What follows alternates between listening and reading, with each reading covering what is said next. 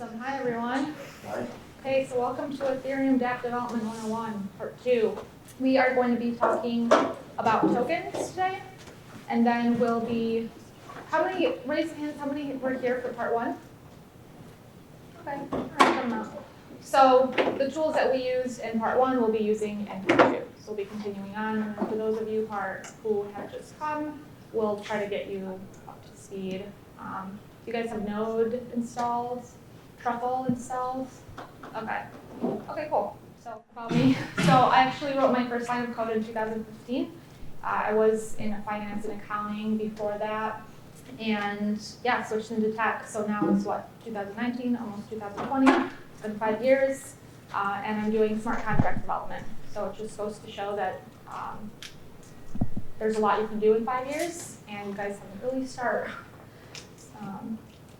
So yeah, I'm co-founder, partner, and software developer at Upstate Interactive. This is a dev consultancy that I started with a few of my business partners 3 years ago. At first, we started with just building custom web applications. And then in early 2018, we started offering smart contract development to our clients as well. So now I'm mostly working on the smart contract development side. And then also, founder of dApp Ladies, and that's to teach women smart contract development. And that's because I was going to a lot of meetups in 2018, like the technical focused blockchain meetups, and there's just a lot of guys, and I wanted more women. So I started dApp Ladies, and this year I've been teaching workshops on a monthly basis to a group of women. So that's been fun. Okay, so our agenda for today, we're going to look at smart contracts, then we're going to talk about tokens, token contracts, token standards, and then we're actually going to build and deploy our own tokens. Okay, smart contract. Do you guys know who this is? I did a movie. Okay. I didn't know if I was dating myself because one of my students, one of my classes, she was like, who is that? I'm like, Austin Powers? How do you not know Austin Powers? But it was popular when I was in high school. So, all right. So smart contracts. Smart contracts are, and Cruz went over this, but it's a little review. Applications that can be deployed on a blockchain. So today we're talking about Ethereum, so we'll be talking about smart contracts deployed on the Ethereum blockchain. They are written in high-level languages. Solidity is the, I guess, most popular and highly used. There are others. I know there's Viper, which is based off of Python. So if you know Python, then you'll understand Viper. And you write your smart contract using Solidity, and then those are compiled into EVM bytecode, and that is what is deployed on the Ethereum blockchain.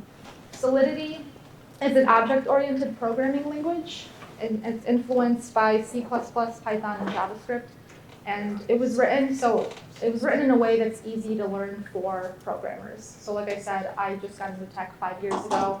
I was working in JavaScript, using JavaScript, that was my main language.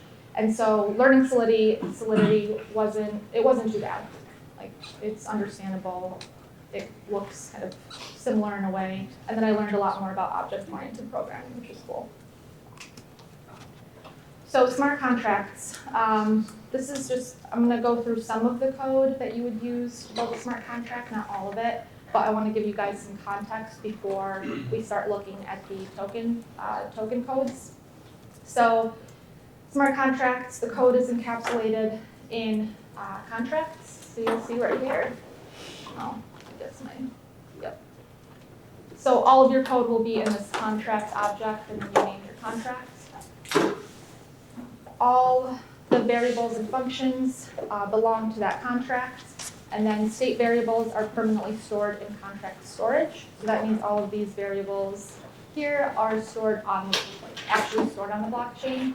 Sometimes you'll have variables within functions, and those will just be temporary. So they're created and then erased. But these are state variables, so they'll take up storage on the blockchain. And then for me, these were some new variable types that I had never used.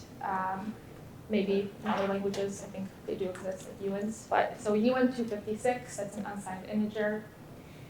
A struct is kind of similar to an object, just a complex piece of data. So in this example, we have a person with a person struct with an age, string for a name, and then a Boolean.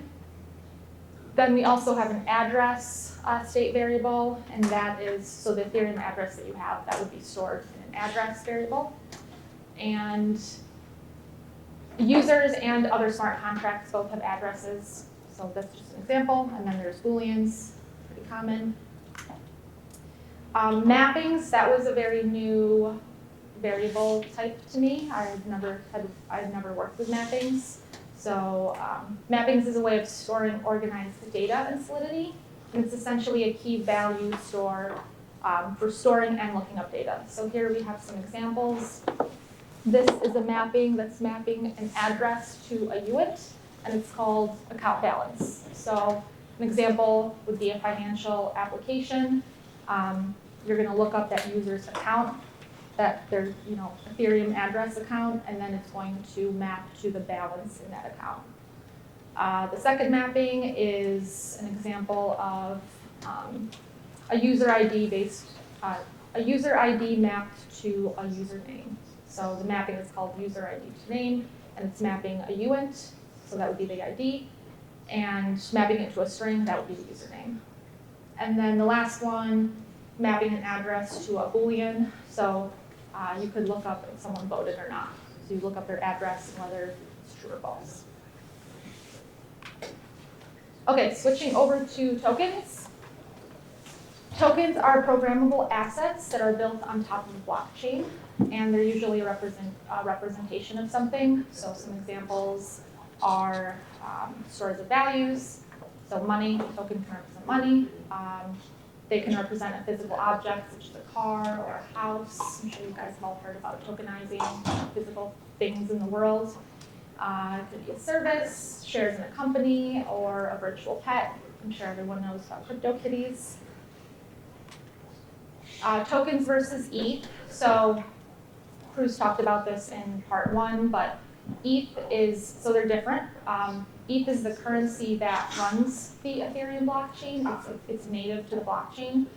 And tokens are similar, where you can own them and store them in your wallet and send them to other addresses, but they don't have their own blockchain. They're built on top of the blockchain. So they're similar, but different. Types of tokens. So now we'll talk about different types. There's different types of tokens, but we're going to talk about fungibility. So there's fungible tokens and non-fungible tokens. Fungible tokens are tokens that are equivalent and interchangeable. So an example of something that's fungible is $1. My $1 is the same as your $1. Same with ETH and Bitcoin. My 1 Bitcoin is the same as your 1 Bitcoin. Non-fungible tokens are tokens that are unique. So they contain a unique characteristic, and no two tokens are the same. So my CryptoKitty is different than your CryptoKitty.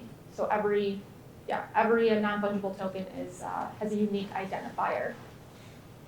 And a good way to think about it is when you're thinking about fungible assets or fungible tokens, you care about how many of those you have. And with non-fungible tokens, you care more about which ones you have. So how do you make a token? And if you guys have any questions, feel free to stop me and raise your hand. So to make a token is actually surprisingly simple, or more simple than you would think. So a token is created by creating a token contract, which is simply a smart contract. So to send tokens, it just means that you're calling a function on that smart contract that someone wrote and deployed onto the blockchain. One of the most important pieces of a token contract is a mapping, like as we talked about earlier, that maps your user address to their balance. So there'll be a mapping that points to a user's address and how many of that token they hold. So basically, if you have a token, if you have tokens, it just means that the balance of your user address is not 0. Okay, standards. The community has developed a lot of standards that developers can use when creating their own tokens. So that way we don't have people writing their own token contracts with different functions and they don't talk to each other. We've developed these standards that now you can use to create your own token. So you use the base contract and then you build on top of that. And by using these standards, tokens can be compatible with platforms like cryptocurrency exchanges.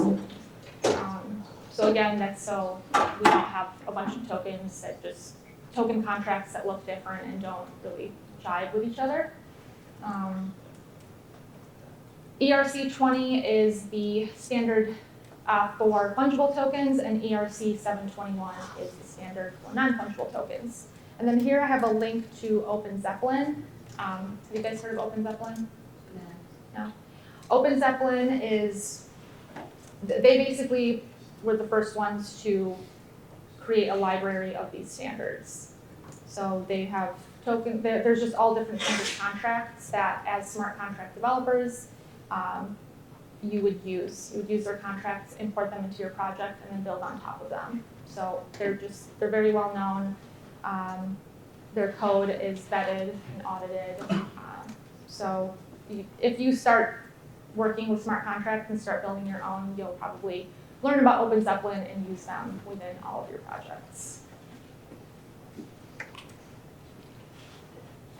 Okay, so we're going to look at ERC20, the ERC20 token standard first. So again, these links. Oh, by the way, you guys can follow along with this presentation. The URL is dappladies.netlify.com/SBBS-workshop. So later when you have to write some code, you can go to this URL and just copy and paste it. And then you'll have access to all these links. So ERC20, these are the main contracts under the ERC20 token standards. And so the core is ERC20 and ERC20 details. So those are the contracts that you would use when you want to make your own ERC20 token. And then these other ones are additional. So if you wanted additional features, ERC20 capped, that's if you want to add a maximum cap for your tokens.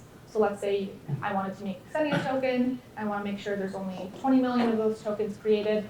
I would use the ERC20 cap smart contract to set that cap. ERC20 mintable allows you to add other users' addresses so they're able to mint new tokens. And then pausable allows certain addresses to pause the token. Can I ask you a quick question about that? Yeah. So what would be the reason that a creator would or would not want certain addresses to pause or not pause a token?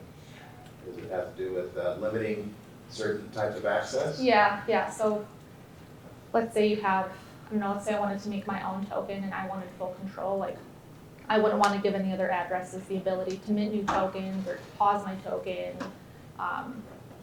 or do anything else. So in that case, I wouldn't add any addresses, but let's say you have a company, and you want all the developers to have access to certain functionality, you would use one of these. I think that would be a good example. But pausing just means a temporary hold on somebody else's ability to do something. It means like a permanent action. No, you can unpause. Oh, you can? Okay. Yeah, pause and unpause. Got it, okay. Yeah. I just wondering. Thanks. Yep. Okay, so these are some of the main, or the functions in the ERC20 smart contract. So we'll go over some of them. Total supply is a function that will return the amount of ERC20 tokens that are in existence for this particular token. Balance of looks up the amount that an address owns. The transfer function just transfers tokens from the recipient address and it transfers tokens from the address that's calling that function to the recipient address. So you would put in address recipient and then how much you want to send to them.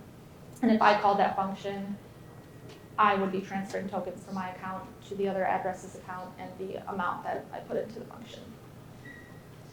Then allowance, approve, transfer from, those all have to do with allowing other people, allowing other addresses or accounts to transfer tokens on your behalf. So let's say you want to sell your tokens on an exchange. You might want to give that exchange permission to transfer tokens on your behalf if they find a buyer. Okay.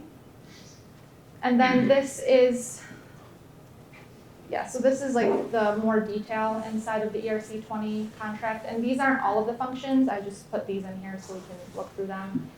So again, that mapping that I talked about up at the very top, that's mapping an address to UN 256, and that indicates a balance. Then we have, let's see, the UN 256 total supply, that's going to return the supply, how many tokens there are. That's the function that will be returning that supply. This is the function that would be returning the balance. The transfer function, so this is where the magic happens, I guess. So you see transfer takes in the address of the sender, the address of the recipient, and the amount. And basically what that does is updates the balances mapping of those accounts. So if I'm sending, let's say, 10 tokens to Cruz, my balance mapping is going to be updated and subtracted by 10, and then his balance mapping, recipient balance mapping, is going to be increased by that amount. So that's all that it is when you send tokens. It's just a function that subtracts and adds balances. I have a quick question based upon that. Yeah. So let's say in real time, I guess there's a time tracker that keeps differentiating. So let's say in real time, about the same time, somebody else tries to send Cruz or deduct from Cruz a certain amount of tokens. Is there something that keeps track on both ends of that in terms of like some kind of general timestamp that differentiates who did the transaction first or later? Is there a queue that keeps track of that? I guess that depends. The transactions have to make it into a block that's mined. So you're saying like, yeah, so each transaction, I think there's like a timestamp of when it happens. So it would go in order. If someone calls that function for me to transfer tokens to him, or if I call that function to transfer tokens to him first and then someone called it afterwards, mine is ahead. So mine would be, the transaction would go through I'm first. just saying, let's say both of it, let's just say 12 p.m. Let's say you and I decided 12 p.m. that we're going to send Cruz 20 tokens. Okay. And I'm sure there's 12, 20, and 1 second or something. There's something somewhere that has a timestamp within the software that differentiates who really was doing the transaction first, right? Yeah, so every time you call a function, it's a transaction on the blockchain, and each transaction has a timestamp of when it happened. Okay, so. Yeah, and we'll take a look at that actually. We'll be able to call a function, and then you can see the transaction information. So it has a lot. It has like the transaction hash, any inputs and outputs, and then a timestamp is one of those features. I'm just worried, thanks. Yeah. Okay, let's see what else. The mint function. So the mint function is a function that creates additional tokens. So let's say I called the mint function because I wanted to create more of my token. Put my address and the amount. It would increase the total supply of that token, and it would increase the balance mapping by that amount, and then it would emit a transfer event. And then burn is when you want to, the burn function destroys tokens. So again, it's taking an address and a value, and it is decreasing the total supply, and then also decreasing the balance mapping. Yes? Why would you want to burn tokens? Why would you want to burn tokens? That's a good question. I don't know. Let's say there was a bug in the code and someone accidentally minted tokens and you wanted to get rid of them because they weren't supposed to call the mint function. I don't know. Or maybe if you were using like the tokens in like a voting gap, in one token is one vote, you could burn the token on like using the token for a vote, maybe. Okay. Yeah, that's a good example. If you wanted the tokens to just be temporarily used and then you want to destruct them after the person has used them for whatever purpose. Good question. Okay, ERC 721, these are the token standards for non-fungible tokens, also called NFTs. So pretty similar to the ERC 20 standards, but then there's additional information. So I'm not going to go through all of these, but usually you use ERC 721, ERC 721 full. Those are pretty common to use. The minimum that you have to use is the ERC 721. So as long as you're using that, then your NFT token is compatible. And then all of these other ones, again, add extra features. So Burnable allows you to destroy your NFT tokens. Mint, same thing. You can allow other user addresses to mint new NFT tokens. Pause, you allow them to pause. And metadata is where you would store the additional information about your ERC 721 token. So, for example, with CryptoKitties, each kitty has like a picture that has certain colors and certain features. So that would be metadata that's associated to that token. So you would use the metadata contract to store that.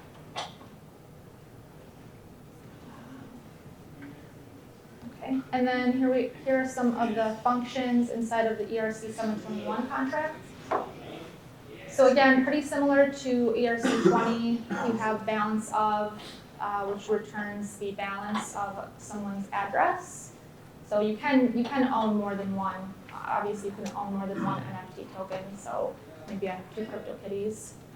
So that would return the balance of how many I own. Owner of returns the address of the owner of the token, as long as if you pass the token ID.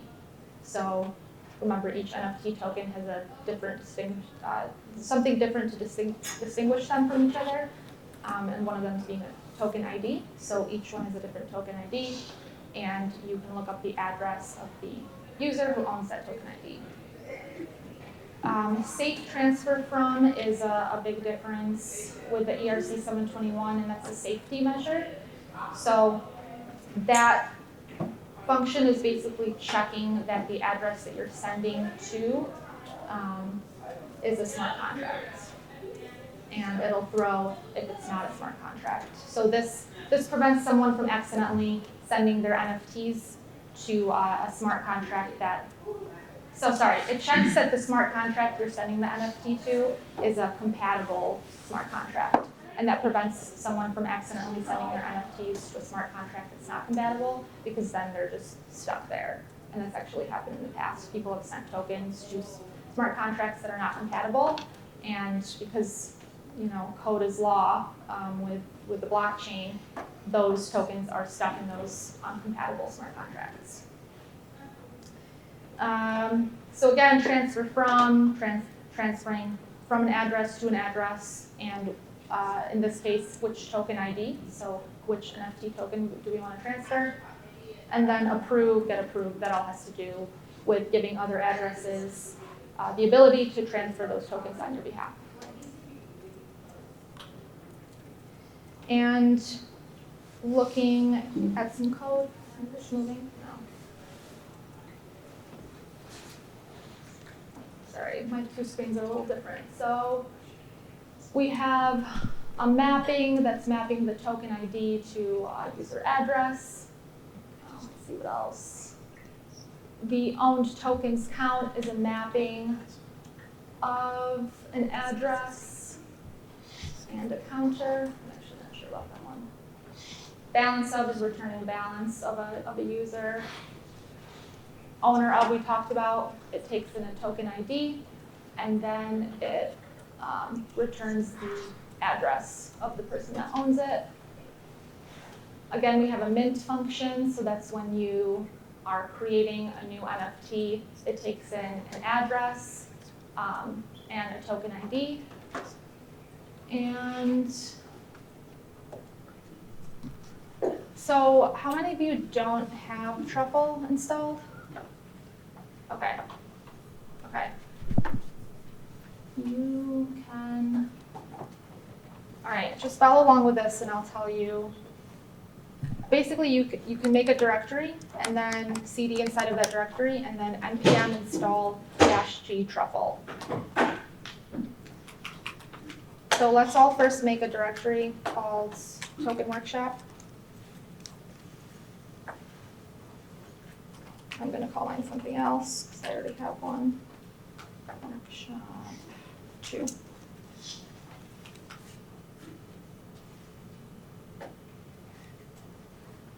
Cool. So for those of you that don't have Truffle installed, you can do npm install -g truffle, like that. And then for those of you that do have it installed, you would do truffle init to initialize the Truffle project.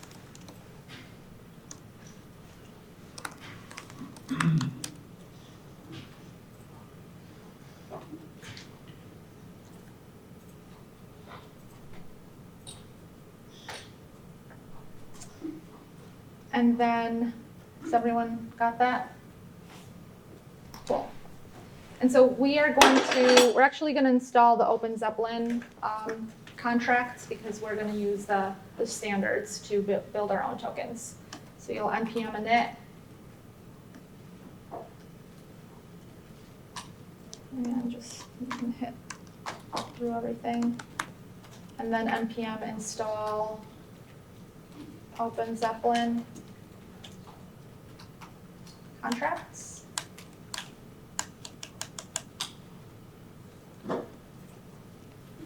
So what did you input for the package name that popped out from npm init? I just hit enter all the way down. Oh, okay. You don't have to, Just in but you can call it whatever you want.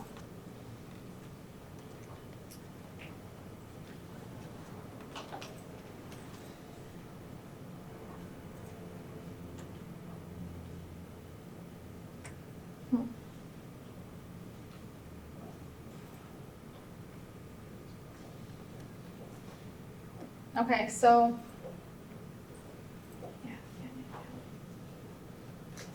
how do I get it to open in this one? Open folder.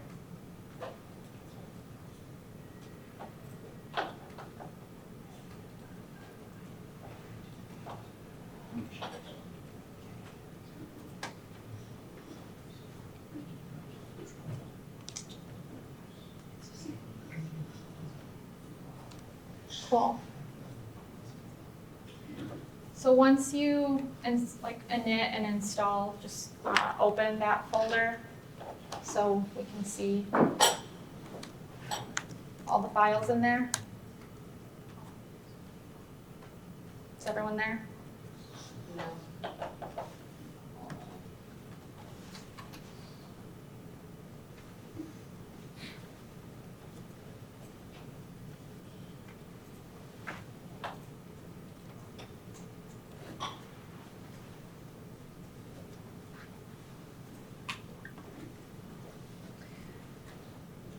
Okay, next we're going to create a contract for our ERC20 token and our ERC721 token. So I actually learned this command last night, Cruz, as I was looking at your presentation, and it's very useful, the create contract.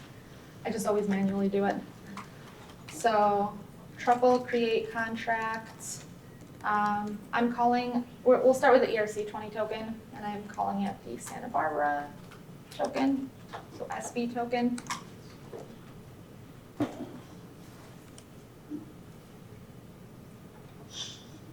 So that command adds a smart contract into the contracts folder and like sets up the skeleton of it, which is pretty cool.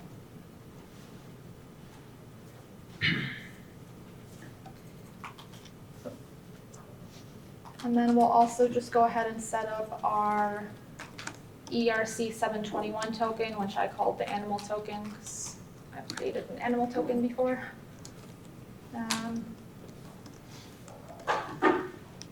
So we'll add that token as well.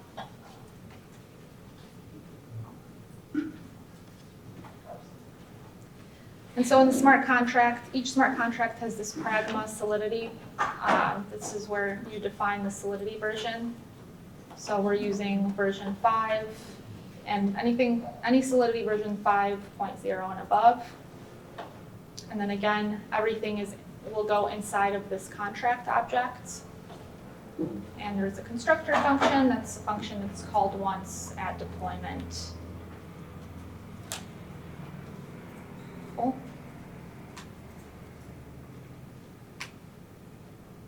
Okay, so now in our SB token, this is our ERC20 token, we're going to add some information. So we're going to import the ERC20 token standard and the ERC20 detail token standard from OpenZeppelin.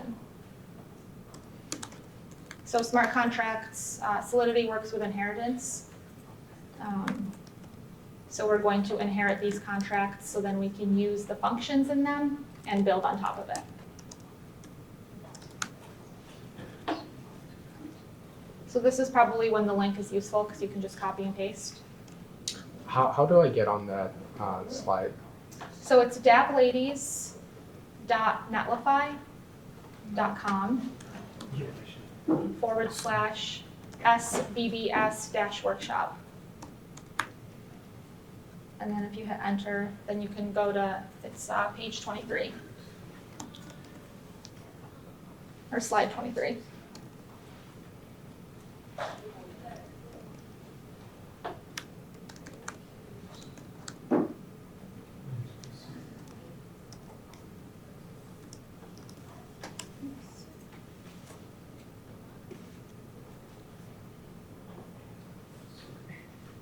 So now we have to add is ERC20 and is ERC20 detailed. The detailed contract allows us to name our token. So we give it a name and a symbol and a decimal.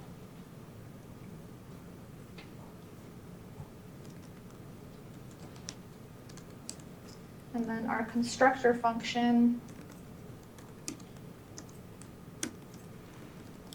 In our constructor function, we're actually going to just initially mint tokens. So when we deploy this token contract, we're going to mint tokens to the message sender. The message sender is a global variable that points to the address that is essentially calling the function. And so because we're going to be deploying this using our Ethereum address, we're minting tokens and adding it to our account. So yeah, we pass an initial supply, and then ERC20 detailed, we're calling it the SB token. The symbol is SBT, and then 18 is decimal input that you need to use. It's a public function, and then we're within the constructor, we're calling the mint function and minting whatever initial supply we pass when we deploy this, which we'll see in a minute. Is it on the user to pick like a ticker symbol that doesn't overlap with ticker symbols that already exist in tokens that are like traded? It is. I don't know what would happen if you used a symbol that's already out there. Okay. I think you probably can. I don't know. You can, like technically you can. You just can't necessarily take it to market and have people be able to like trade it without having some conflicting issues. Yeah, it's like, because if somebody else has it, it's fine. It's already deployed and it has a different contract address. So like it can be the same symbol, but has a different address on the blockchain. But yeah, in terms of like marketing and that, I'm not sure. Okay, yeah, Could you repeat the URL for your slides? yeah, dapladies.netlify, What? netlify, netlify.com /SBBS workshop.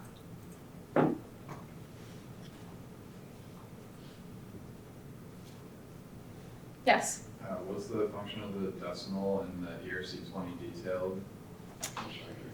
yeah, so I don't have the perfect explanation for that, but with tokens, you can transfer, like you don't have to transfer one whole token, it can be like 1 point whatever. So you can set like how much of a fraction of that token you want to send. So 18 I think is the highest. It might have to do with how many I think it's how many decimal places the token is accurate to. So yeah, if you set it to 1, you can only like transfer one. transfer 1. Right. You can't do like 1.5. So if you set it to 4, it'd be like 1 point and then 4 decimal places. So with, we'll see with the ERC 721, it doesn't have decimals because you can only send like one NFT token. Like you can only send one CryptoKitty, you can't send a piece of your CryptoKitty. So that's the difference there. Okay, does everyone have this typed in? Next, we have to add the migrations file. So in order to deploy this, we have to add the migrations file into the migrations folder. So in migrations, add a new file called to_deploy contracts.js. Oh, we should save this. And then I just copy and paste over from the, I misspelled my smart contract, or my migrations file.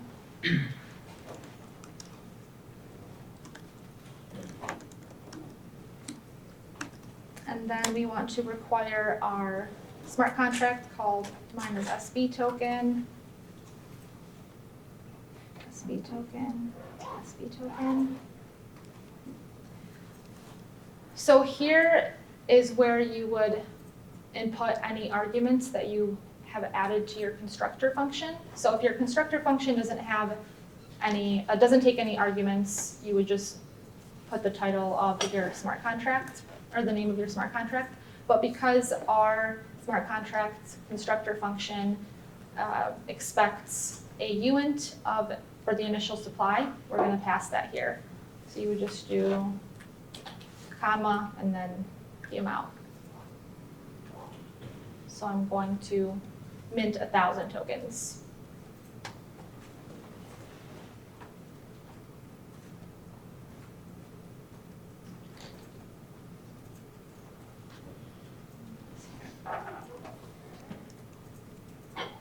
Okay, so now similar to what we did in part 1, we're going to compile this smart contract, and then we're going to run a local blockchain, and then we're going to deploy that blockchain, and then we're going to interact with the token contract. Cool? Okay. How much time do I have? When does this go to? 35 minutes. Okay. So we want to, I think we've done everything, right? Yeah. Truffle compile. So this is going to compile our smart contracts.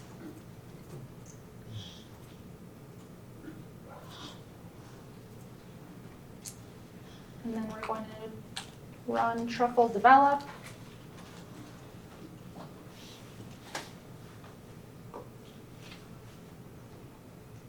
Which runs our local blockchain, and we get these 10 user accounts. And by default, 0 is always like your address. So if you interact with any functions, you get account 0. Okay, so now we've deployed our token contract to the blockchain, so now we can interact with it. So we're going to set a variable called instance.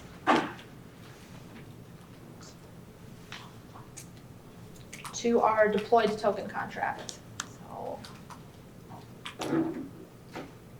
let's await SB token dot deployed and enter. It says undefined, but then when you type in instance, you get all of this information about your smart contract.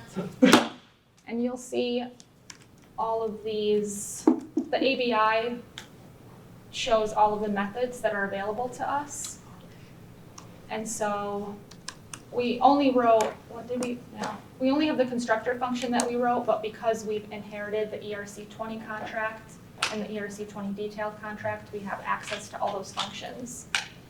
So you'll see that somewhere. Where is it? Here we go. Like we have a name, the approve function, the total supply function, the transfer function. So let's check what the total supply is. We'll create a variable called supply. And then we will call the total supply function. And then when you type supply, it returns a big number. So to convert that, you use a function called toNumber, and so that returned 1,000. So that's returning our total supply of these tokens.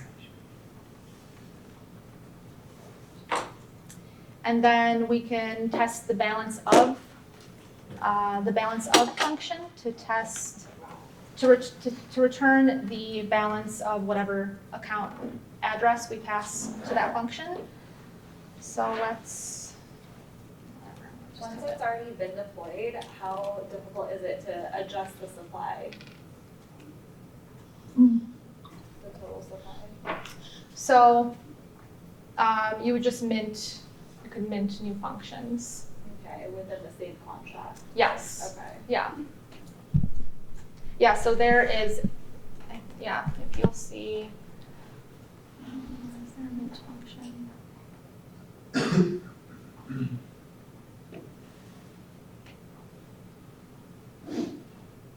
I think the mint function is internal, so you can't call it from outside the contract.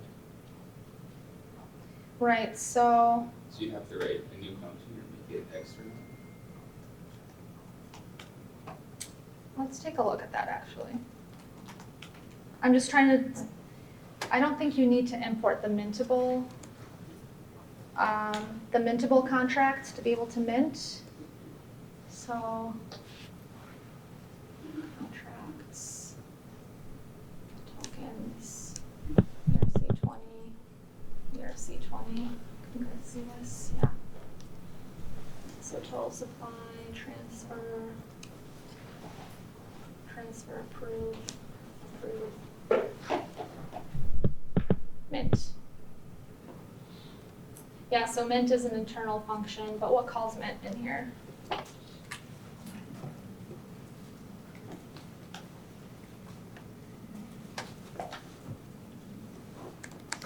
Yeah, so we would have to add a function that would call the mint function.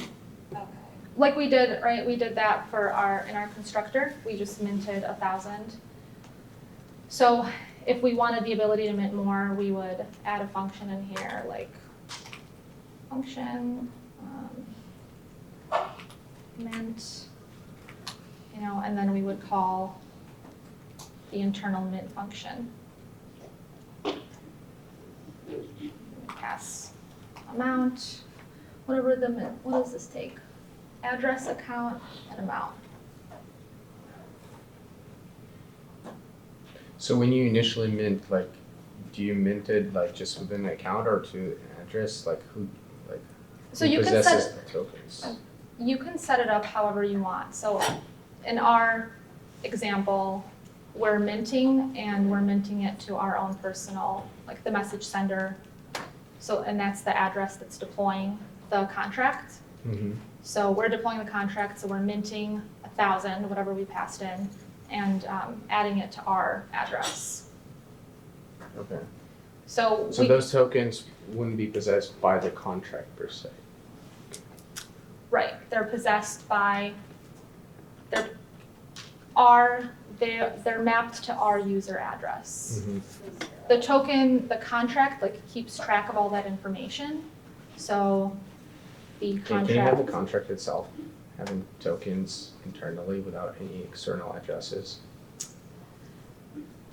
Like has its own address without other people like having keys to it or like yeah, yourself? each contract has its own address. So when you deploy a smart contract, it has an address. Okay. And so it's different. It's an Ethereum address, just like a user has an Ethereum address, but it doesn't have the private public key.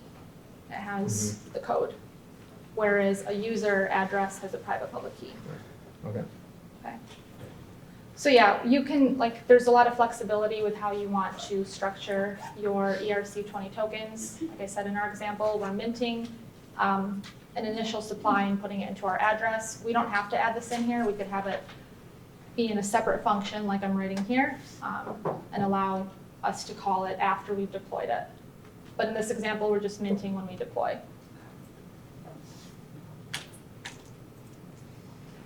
Okay, so take everything out.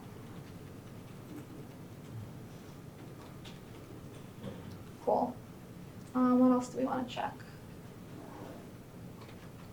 So now we want to check, let's check our balance.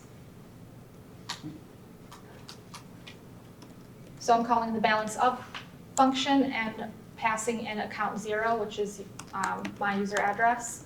So then when I do balance to number, it should be 1,000. Yes. The main function in the construction function actually subtract the amount from the sender. So the sender is actually the publisher of the code. Yeah, it's not subtracting, it's adding. It's adding. Yeah, so if you look here, Oh, okay, so. so we're passing message sender, which is the address of the user that's deploying the contract, so us, and the amount. And it's increasing the total supply by that amount right here. And then it's increasing our balance mapping right here. So now if we want to, let's transfer some tokens to another account. Okay, so this is the transfer function. The transfer function takes in the address of a recipient, so the address that we want to send tokens to, and the amount. And then it calls the internal transfer function, which looks at the message sender address, so the address that's calling that function, and the recipient and amount. And it will subtract our balance and add to the recipient balance. So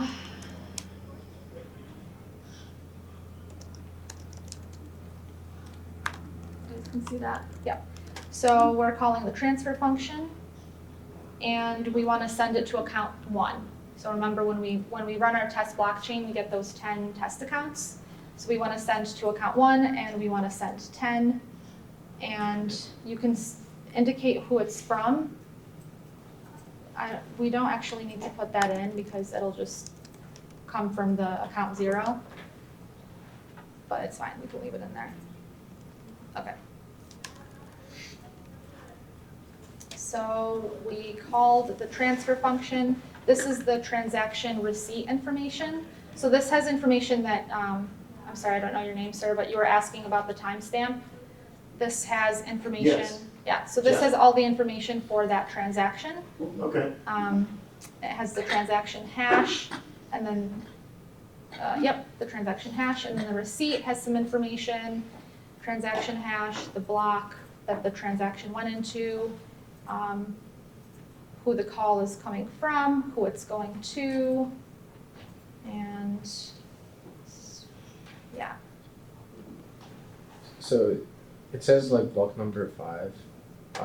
When did we like generate the previous blocks? So I understand the whole like blockchain environment runs on your local machine. So like when did those blocks Other blocks. generated? I Because think we- they're, Cruz, what's happening under the hood with Ganache? How is it creating a new block every, like, The default is for it to insta-mine, so if there's a transaction sent, automatically it'll just mine a new block. Mm. That's the default behavior. Yeah. You can, there's a setting where you can have it mine at intervals if you want, like every 10 seconds, every minute. so, okay, so basically the default is every transaction that you call, it'll just mine a new block for it. Yeah. But So this in is this our first hypothetical transaction, world- isn't it? I mean, like we. No, I think I called, Yeah, you can change, yeah. I called some other, You can go to the config and change. we, like, all of these are transactions. So, well, first we deployed, right, that's a transaction. We looked up the total supply, Mhm. that's a transaction. We looked up the balance, that's a transaction. Okay. So, we're on 4. I don't know, I missed one. We probably did something So else. that it always does that. You don't have to like manually generate blocks or mine them. No. Cool. Okay, so what did we do? We transferred. So now let's check our account and then let's check the account of accounts 1 to make sure that it all worked. So we'll do balance. Balance to number. So now our balance is 990. And the other balance we can check, instance balance of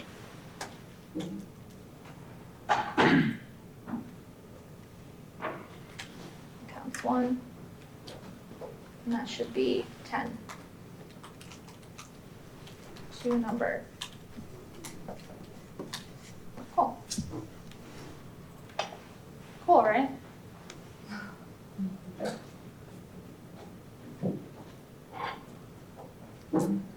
Okay, any other functions you guys want to check out there? Transfer. All right, yeah, let's move on to the 721 token.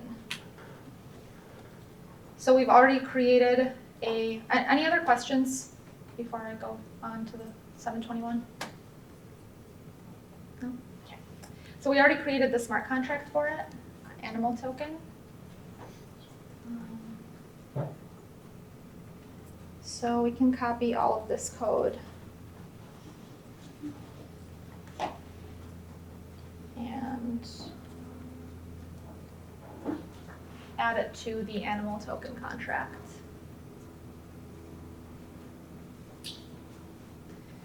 So for the animal token contract, the 721, we are importing the ERC 721 full contract. It's pretty standard to use that one. And then again, if you wanted to use any of those additional contracts, you could import them. The full actually is calling, I think the full includes the metadata one, the metadata contract. Let's see here. Full. Metadata and enumerable.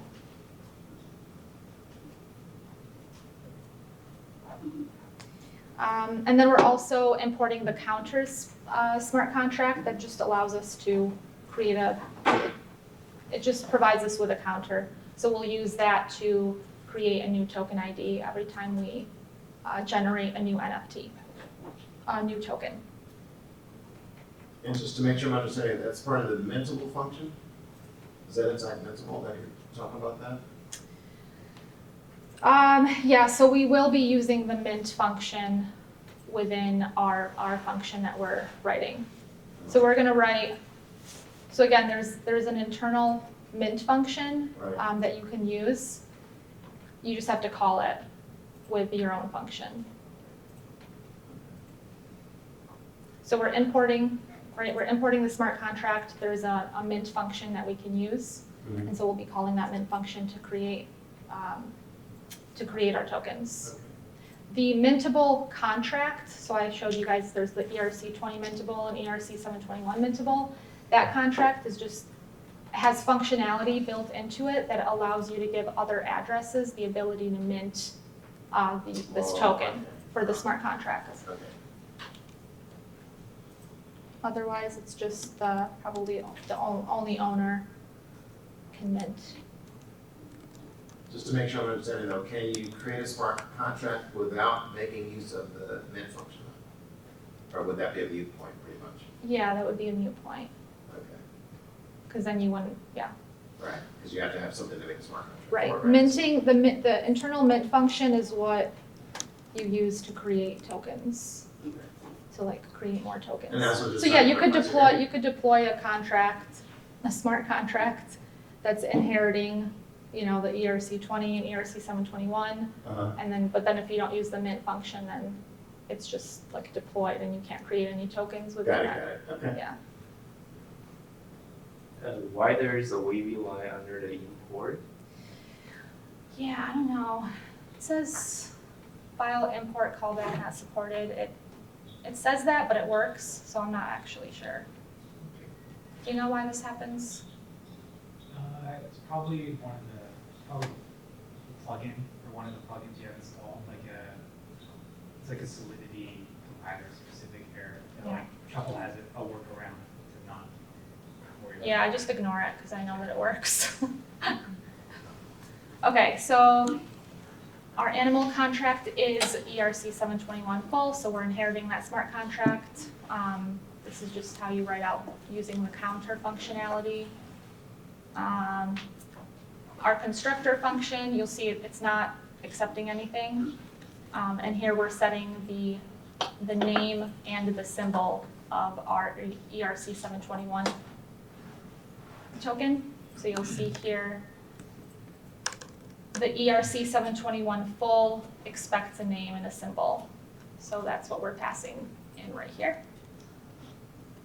And then we're adding a create token function that's public, which means anyone can call this function and mint a token.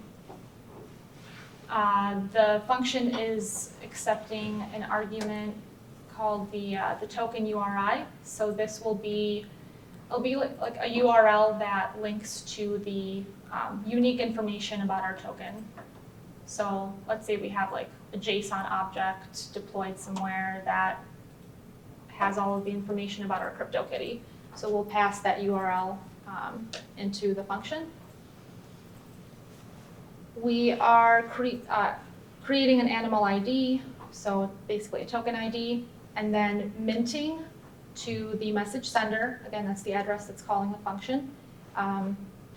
And passing in the token ID. So rather than passing in an amount, we're passing in the token ID because this is an NFT. And then we're setting that token URI to the ID that we've created. So that one is accepting the ID and the token URI. And then it's returning the ID. Miss anything? Okay, and then we also, so we want to go back to our migrations file and the deploy contracts migrations file, and we want to add our new contract. So animal token.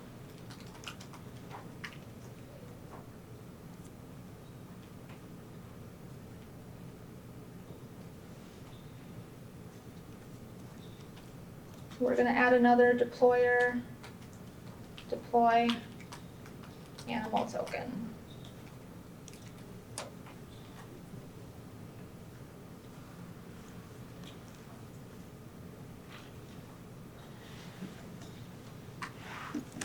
And then same thing, we're going to compile.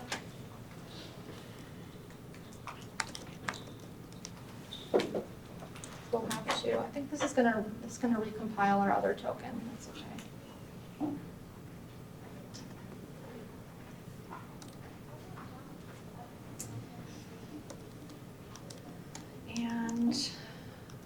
we've already run our blockchain, so we don't need to run it again, I think.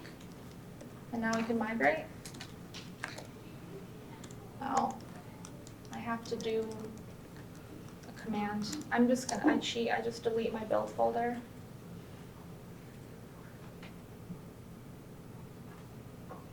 And then do the steps over. So compile. And then migrate. There we go. Because we had already migrated, we need to, when you want to change the code and run migrate again, I think there's like a flag that you're supposed to add to the migrate command, and I don't know what it is. Should we quit the Truffle in order to recompile it, or? No, you can just delete the build folder, so when you compile, it creates this build folder up here. Yeah, you can just do .exit and then get develop again. Cool. That will restart and create the build folder again. Is it migrate reset?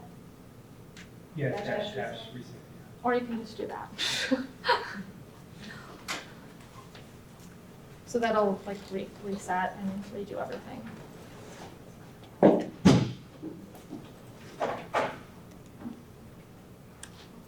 Okay, and then what instance, we'll call it 2. Animal token dot deployed. So we want to grab our deployed animal token contract.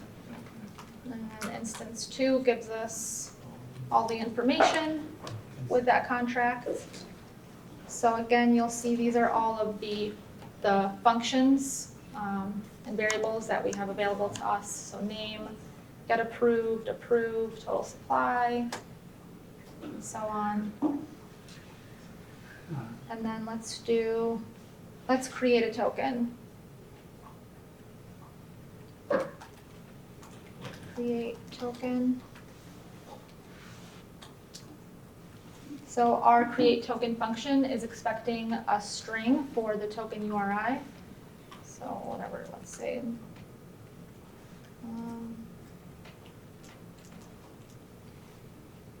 What do I have in here? Oh, I actually found a picture of a little cute animal. Oops. Are we? I'll just copy this, doesn't matter.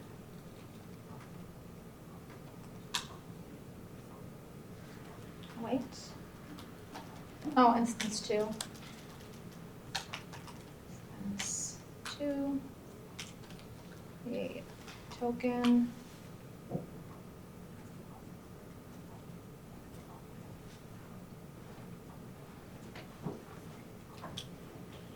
Okay, so we've created a token.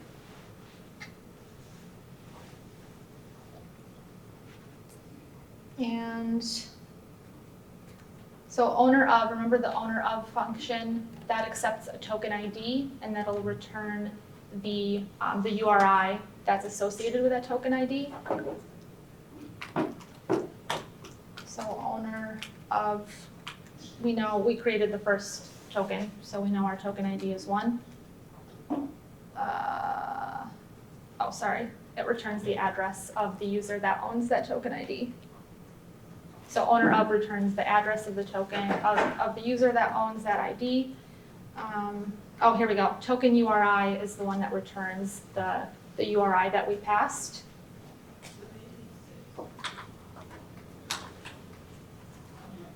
I keep doing that. Instance 2.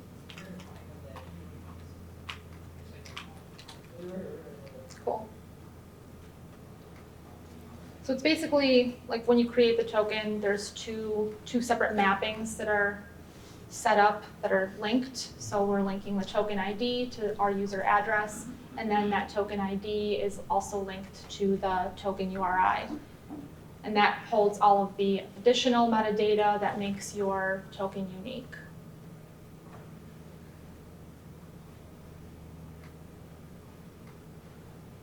Any questions?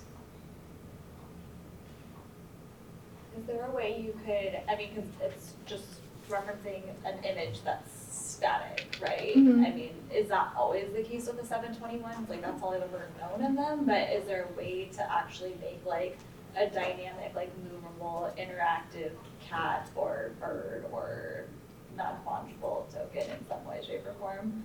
Or is it always like just a static image or? That's a good question. I mean, technically, you could do anything on the front end, I guess. I'm not sure. So maybe if it's like, if the URI is linked to a bunch of images that then you use to animate it somehow. I'm not really sure how that would work on the front end, but yeah, from what I know, it's usually like a JSON URL that has like a link to the image and then any other additional information about that unique token. So yeah, there might be something out there. I'm not sure.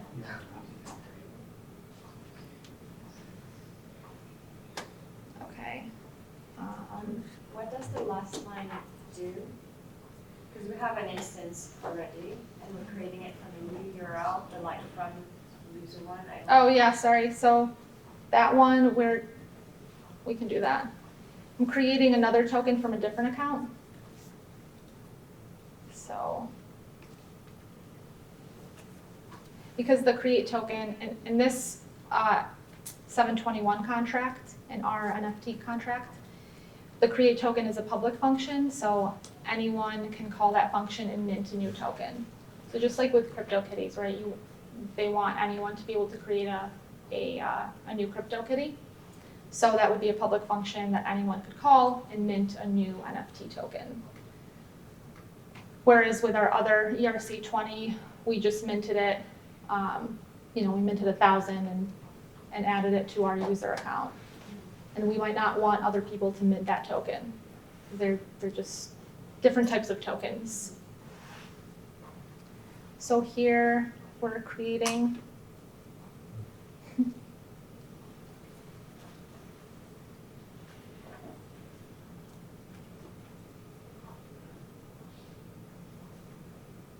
so we created another token from another user account.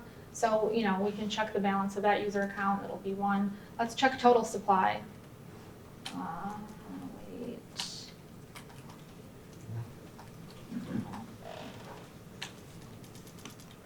Residence 2, total supply.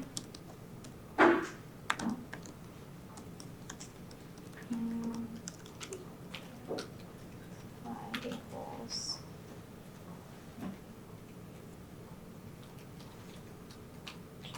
number 2. So the total supply is 2 because we call the create token function twice. I wanted to, I thought it would be cool to deploy this on a test net and then interact with it, but I don't think we have enough time for that. So these are just 2 token standards that are out there. They're the 2 most popular. ERC20 came first, and then ERC 721 was created, I think it was after CryptoKitties came out, because they were so popular. So they figured, okay, we should create a standard around these NFT tokens. And now there's obviously a lot of NFT tokens out there, but there are other standards that actually have been accepted. So anyone in the community can propose a new token standard. So if you have an idea for a cool token that has unique functionality and you want to propose it so other developers use it, you can, and then the community votes on it. So there's a lot that have been, I think you can Google it, like EIP Ethereum tokens. It has a list of all of the tokens that have been proposed, and then a list of the ones that have been accepted. So I know ERC 777 has recently been accepted. I'm not exactly sure what that one does. But ERC 1155 was also accepted, and that's a really cool one. It's a token contract that allows you to create ERC20s and ERC 721s within that smart contract. So it's just one smart contract, and you can create the fungible ones and the non-fungible ones all within that smart contract. And so you can think of gaming, where games, they have a lot of different items that they might want users to hold. So instead of having to deploy individual ERC 721 smart contracts for each of those game items, they can do it all within this one smart contract. I haven't really played with it, but I heard about it and I thought it was a really cool smart contract, token contract. So I would encourage you to like look around Open Zeppelin. They have a lot of good docs, and their contracts folder has all of the contracts that you can use to like start working on your own smart contract, on your own dApps. And so the token folder has the these three contracts. So they have ERC 777. I think that they're working on the one for 1155, the one that I just talked about. So that might be in there soon. But look around here. You can see all of the functions that are available to you in all of these contracts. And yeah, it's pretty easy to just make your own token. It's basically the whole point of this presentation. It's just a smart contract that, you name it, give it a symbol, decide what functions you want to use, deploy it, and then you've got your own contract, your own token.